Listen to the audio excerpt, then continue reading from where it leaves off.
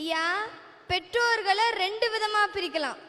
ஒன்று, தன்னோட குழந்தைகளுக்காக தன்னோட குடும்பத்துக்காக அதிக நேரத்தை செலவு செய்கிறவங்க.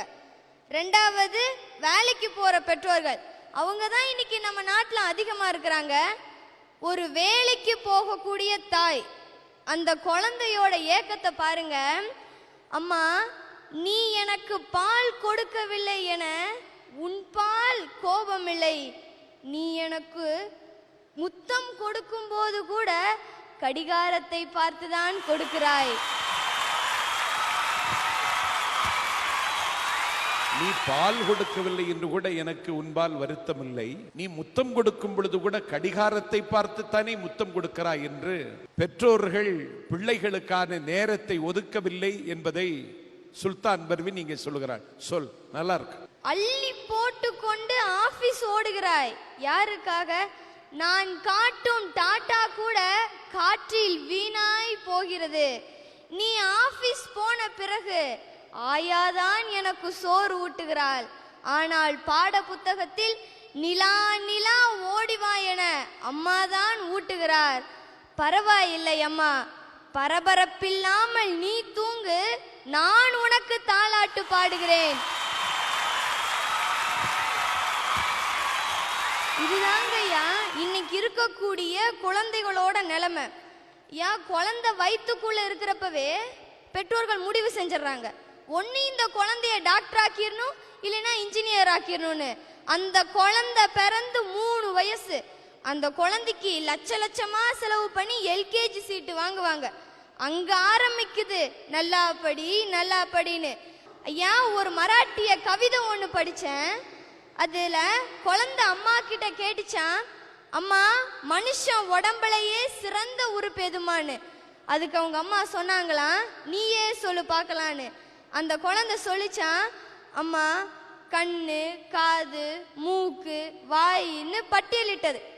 அதுக்கு இல்லைன்னு சிரிச்சே மறுத்தாங்க அவங்க அம்மா. குழந்தை விளையாட போச்சு.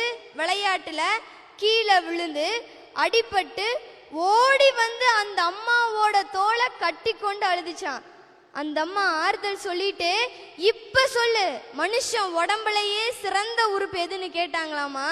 அந்த குழந்தை சொல்லிச்சான், அம்மாவோட தோல்னு. இன்னைக்கு குழந்தைகளோட எத்தனையோ பிரச்சனைகளை இறக்கி வைக்கக்கூடிய இடம் அம்மாவோட தோல் தாங்கய்யா. அதே மாதிரி திருப்பாவையில கண்ண பெருமானுடைய அன்னை யசோதைய பத்தி ஒரு வரி வரும். ஏறார்ந்த கண்ணி யசோதை என்பாள் ஆண்டாள். ஏறார்ந்த கண்ணினா மிக அழகு பொருந்திய கண்களுடையவர் அப்படிங்கிறது தான் அர்த்தம். யசோதைக்கு அவ்வளவு அழகான கண்கள் எப்படி வந்ததுன்னு தெரியுங்களா?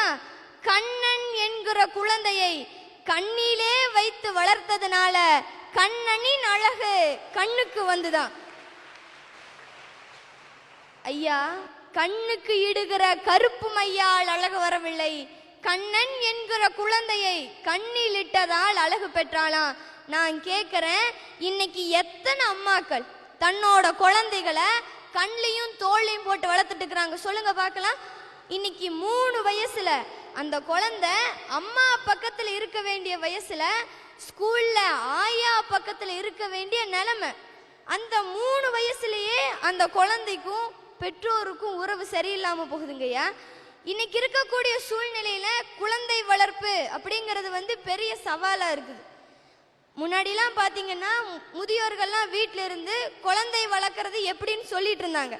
ஆனா இன்னைக்கு தனி கொடுத்தன வந்துடுறாங்க. அதுவும் இல்லாம 2 பேருமே வேலைக்கு போயிடுறாங்க.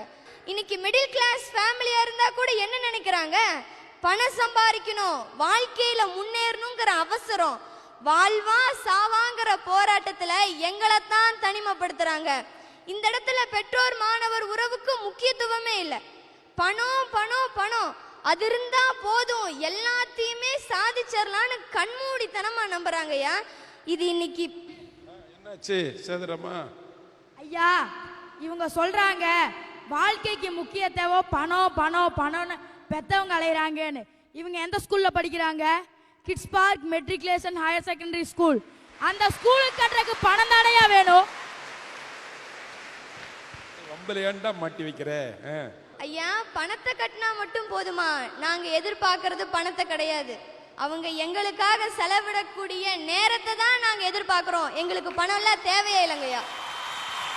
அவங்க பணம் இல்லாம சாதாரண கவர்மெண்ட் ஸ்கூல்ல படிக்க வச்சு எங்களோட பாசமா இருந்தாங்கன்னாவே போதும். அந்த காலத்துல எல்லாம் ஆரோக்கியமா 90 வயசு 100 வயசு வரைக்கும் உயிரோட இருந்தாங்க.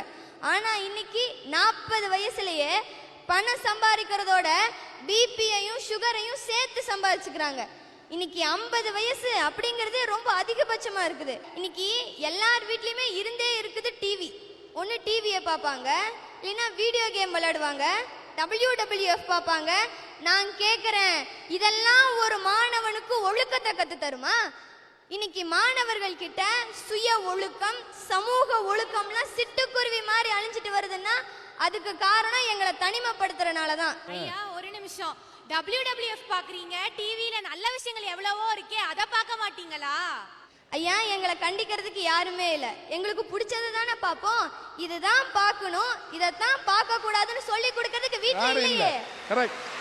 சரி ஐயா, போன வருஷம் சென்னையில வகுப்பறையில தன் சொந்த மாணவன் ஒருவனால ஒரு ஆசிரியை இரக்கமின்றி கொலை செய்து இறந்தாங்க அப்படிங்கிறது மிக அதிர்ச்சி தரக்கூடிய சம்பவம். இதிலிருந்து என்ன தெரியுது? நம்ம கற்றல் கற்பித்தல் அப்படிங்கிற உண்மையான கல்வியின் நோக்கத்தை விட்டுட்டு இன்னைக்கு எவ்வளவோ தூரத்துக்கு போயிட்டோங்கிறத ரத்தத்தினால கோடிட்டு காமிச்சிருச்சு அந்த மாணவனோட செயல்.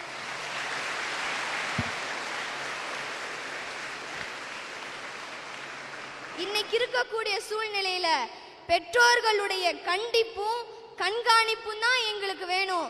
அந்த உறவு தான் சரியில்லை. இன்னைக்கு இருக்கக்கூடிய சூழ்நிலையில பெற்றோர் மாணவர் உறவு தான் வேணும்னு சொல்றேங்கய்யா.